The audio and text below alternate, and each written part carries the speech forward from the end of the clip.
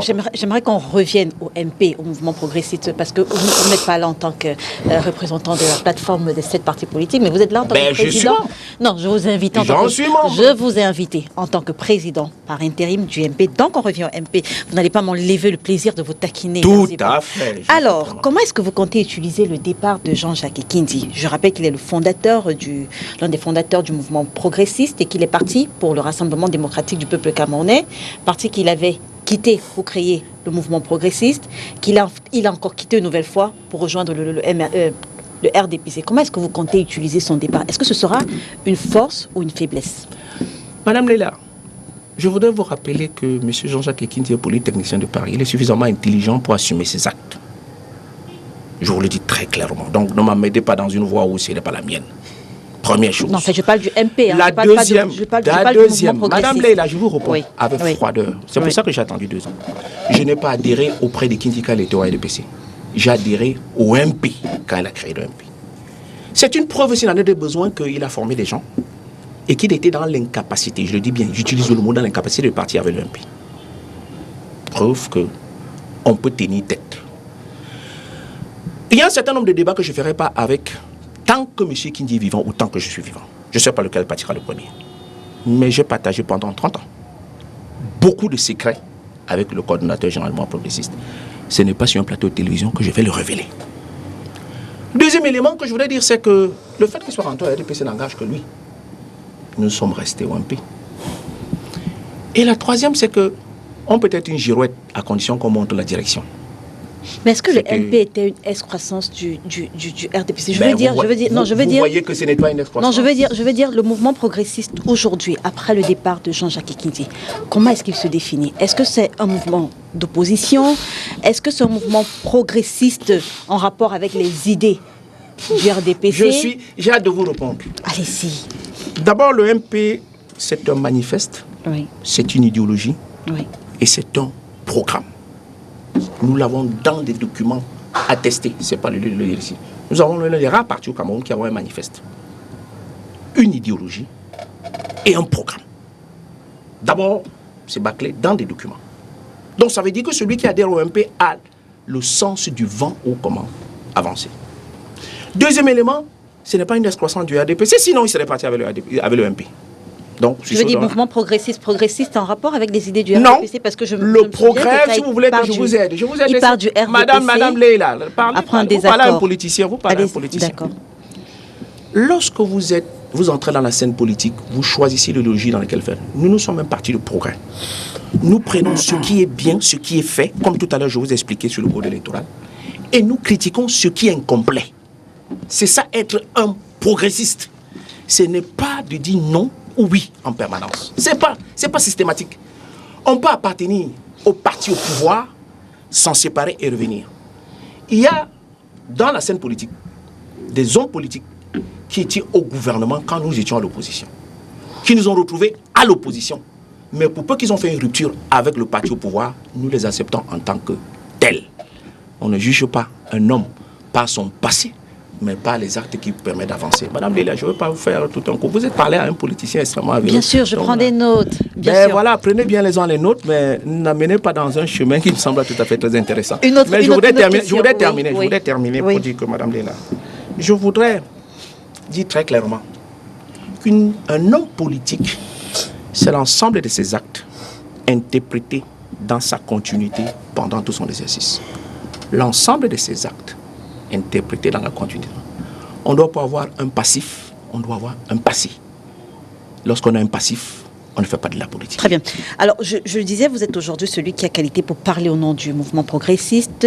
Comparaison n'est pas raison. Mais l'affaire Robert Kona, Cabral-Libye, je rappelle que Robert Kona est l'un des fondateurs du Parti camerounais pour la réconciliation nationale, également ancien militant de l'UNC, du temps d'Amadou Ahidjo, et quand il est parti du parti au pouvoir, il a créé le PCRN. Cabral-Libye en a pris la tête. On sait ce qui se passe aujourd'hui, le tumulte. Comparaison n'est pas raison, je le dis encore. Mais est-ce que cette affaire vous parle? Parce que je rappelle que Jean-Jacques Ekindi est le président fondateur du mouvement progressiste et aujourd'hui vous en êtes le président par intérim. Je précise encore, comparaison n'est pas raison.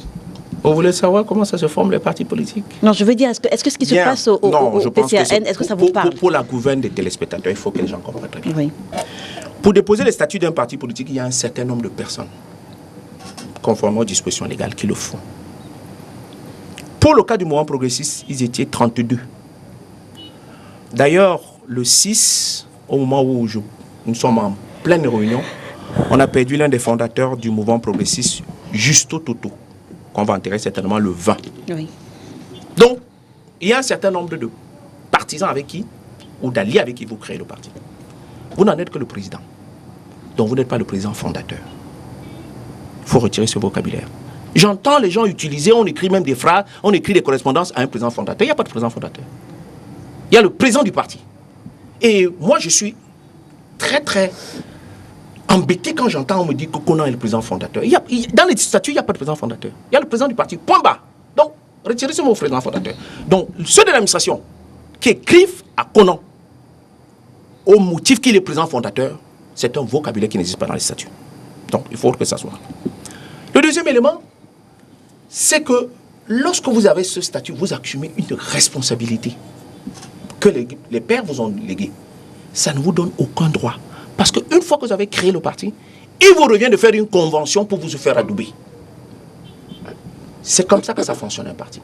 Et il y a dans les statuts du parti les éléments qui permettent de dissoudre le parti ou les éléments transitoires qui permettent de dissoudre le parti. Pour le cas d'espèce de Cabral Libye, je le dis avec autorité, Cabral a été un bonhomme qui voulait être juste.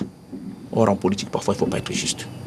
Lorsque Cabral a fait sa conférence de presse pour dire à tout vent, à tous les militants que aujourd'hui prend fin mon mandat, il avait oublié que Konan attendait de l'autre côté. Parce que dès lors, il créait un vide juridique qui a permis à Konan de venir. Donc, Cabral aurait pu constater ça et se taire. Ce n'est pas l'occasion de lui donner une leçon, il est suffisamment brillant. J'ai dit suffisamment brillant. Mais c'est cette voie-là, c'est cette disposition qui a permis à Konan de se rentrer dedans. Parce que d'ailleurs, Konan disait, bon, ok, bon, comme tu n'es plus le président, ton mandat est fini, je reprends mon parti. Et bien entendu, les gens tapis dans l'ombre se sont engouffrés. De la même manière, il y a des gens dans l'instance du mouvement progressiste qui étaient à des grades moins que moi, qui m'empêchaient à moi de convoquer les réunions. Il a fallu que le sous-préfet de Djibombari, Jean-Philippe Mébé, puisse nous confronter, ça rendre compte que c'est Zipan qui a qualité. Vous voyez que là, au moins, il y a un sous-préfet qui a essayé de trouver la solution. Ailleurs, il n'a pas eu la même chose. En tout cas, ce que je voulais dire, je vous souhaite de tout cœur de ne pas vivre ce que Cabral Libye vit. Ah ben non, je suis suffisamment armé dans ce sens-là. Et puis, dans la politique, il y a ce qu'on appelle la légitimité et la légalité.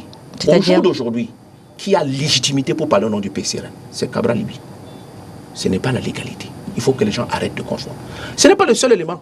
Le MDR de Dakolé Daïsala connaît le même problème. Pourquoi? Parce que lorsque un leader charismatique disparaît, généralement, il y a des gens touchants. On dit à mon patron que lorsque la banane a l'accès au feu, très peu de gens mettent la main. Mais lorsqu'on porte, on dépose par terre, ça se refroidit, tout le monde met la main. C'est-à-dire qu'au moment où vous accompagnez le leader dans la démarche, la conquête de la légitimité, il n'y a pas beaucoup de gens. Moi, j'ai fait toutes mes classes auprès de Jean-Jacques Kikindi. Je suis entré militant en 1991, j'étais étudiant. J'ai fait tous les chemins et les hauts et les bas. Donc, je suis qualifié pour parler au nom de notre pays. Mais aujourd'hui, le même problème se pose au MDR avec Maître Njorwe, qui est même sénateur, et donc, quelqu'un, parce qu'il est le fils de Dakolé Daïsala, prétend que c'est une propriété de son père. C'est extrêmement grave, ça. Hein? C'est-à-dire qu'au moment où ton père milite, fait le chemin avec un certain nombre de personnes, on ne vous voit pas, mais dès que le père disparaît, ah oui, le gars, il rappelle, c'est pas une propriété familiale. Je me félicite que le coordonnateur général du mouvement progressiste l'a dit. Je ne tue pas le propriétaire du mouvement progressiste. Il y a des gens valeureux à l'intérieur. Je veux dire, en son temps, Robert Konan avait tenu des propos similaires. Je veux dire, vous savez, je ne pense pas que la cohérence intellectuelle de la hauteur de Jean-Jacques Kindi est tout à fait à l'exemple de celui qu'ils ont. Je sais que le RDPC a l'embuscade. Parce que leur problème, c'est d'empêcher le plus au maximum possible. Quand vous dites le RDPC, vous parlez également de Jean-Jacques Kindi. Oui, le RDPC a l'embuscade. Parce que bien entendu, Kindi est allé au RDPC. Voilà. Il est allé au RDPC. Je le parle avec autorité. Il est parti au RDPC. Le RDPC est dans l'embuscade. Mais je ne suis pas sûr qu'ils vont le convaincre à revenir. Parce que je connais tous les délits et tous les démons qui suivent là. D'accord. Alors, peut-être Xavier Messier, vous voulez... Je reste très lié à lui. Hein. Il en laisse toujours mon mentor. D'accord.